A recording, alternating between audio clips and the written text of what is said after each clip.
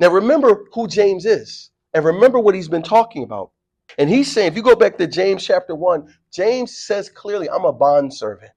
And this is important. I'm a bondservant. I'm a doulos. I'm a slave. James says, I'm a slave of the Lord Jesus Christ. I'm a slave of God and the Lord Jesus Christ. I belong to him. A slave doesn't have his own will, does he?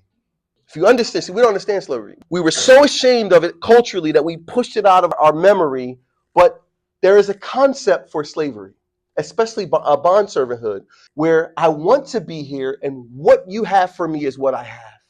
A slave doesn't have his own agenda. He doesn't wake up in the morning and like, let me see what I'm going to do. He wakes up in the morning and says, what does my master want? That's how we should be. That's how we should be. Lord, what do you want today? I'm going to do this. I'm going to do that. No, no, no, no, no. What do you want, God? If we understood that, we'd understand the trials we go through. If I'm struggling, I understand that I've been doing what you call me to do, God. I'm really doing my best and honor you in every part of my life. So this struggle that I'm going through, you know what that struggle is? That's God's will. It's not his temptation, but I'm in his will. Now I can have the peace that passive understanding.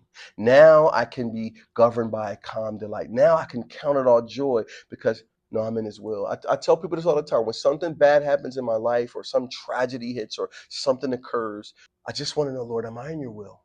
Because that's where my peace comes. Now, if I've been goofing off, compromising, if I got stuff I got to go throw out, if I got to delete stuff when that thing happens, now all of a sudden there's a conflict. I'm double-minded. I don't have time for that. You have time for that? You have time to worry about whether or not what's happening in your life is punishment or chastisement for your sin, or if it's just, Lord, I'm in your will. I'd much rather you be able to say, Lord, thank you. Thank you. I know you're going to get me through this. I know I can be governed by this calm delight because I know I'm in your will. I'm hungry right now. But you know what that means?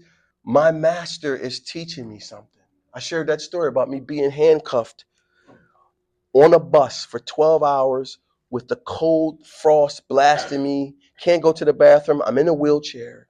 And at that moment, I realized I'm exactly where God wanted me to be. It was horrible.